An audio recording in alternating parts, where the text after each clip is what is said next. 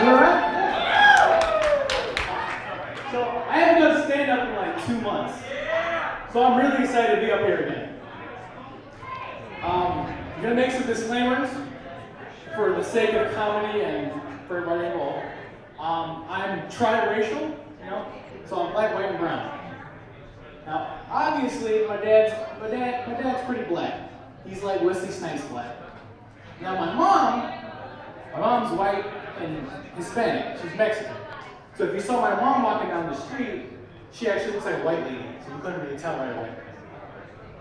And I love my parents, but I think they really messed me up with my genetics, because my body is just so weird in the way that it disperses all those races.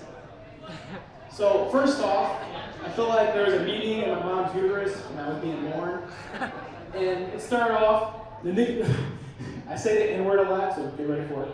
So the niggas were like, okay, we're gonna get the skin, Hispanics can get the pubic hair, facial hair going on. And then the white genes were like, what about us? And they said, fuck you!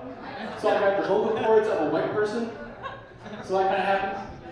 And in honor of, Sunday was Motherfucker Day. Father's Day. One of the reasons why I got into comedy is it was something my dad always talked about that he wanted to do. But he never did because we were always like being kids, so we couldn't go do it. No, you're right.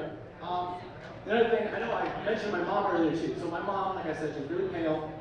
Her name is Kathy. I love my mom to death. And it's so funny because my mom loves niggas, and she never hears the internet. She does. Has anybody ever seen the show Good Times?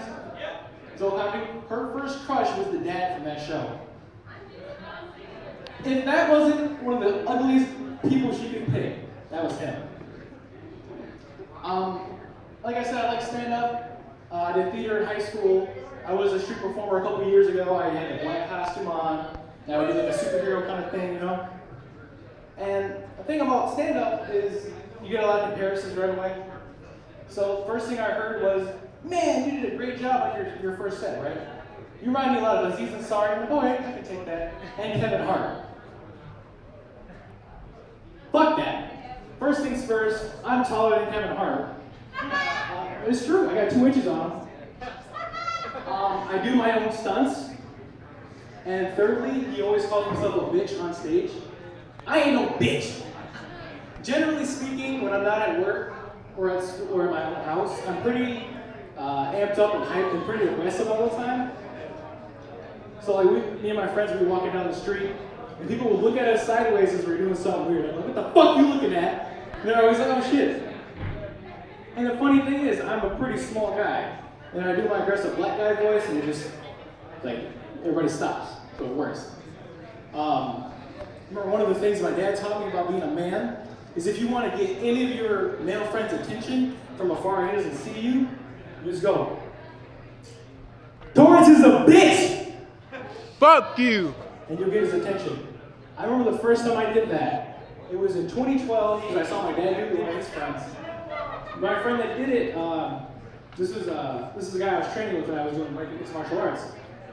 And there was an Asian guy named Darrell. So he was a really good wrestler and he was working on his kicks, right? And I was at a bonfire and I saw him pull up. And I was looking around. I was like, I know him. Darrell's a bitch! Darrell, you bitch! Who the fuck said that? And it was funny because Darrell always had a big old hat on.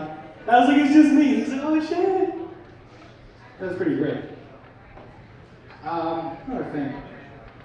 Hey, so anybody here ever been in a long-term relationship? Yeah.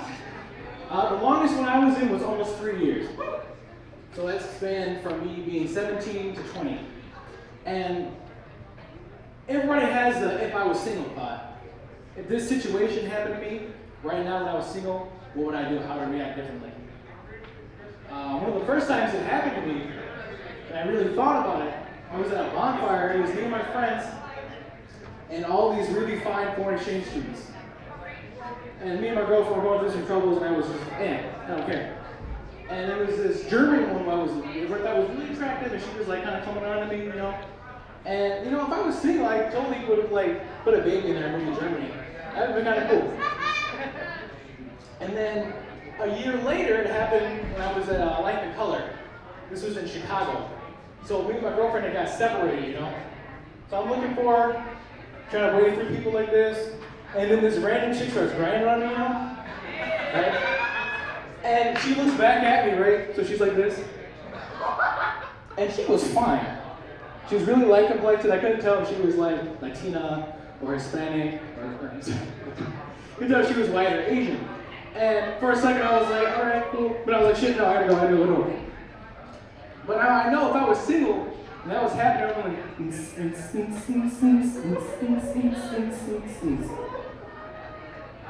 this is how that works. Which one? This?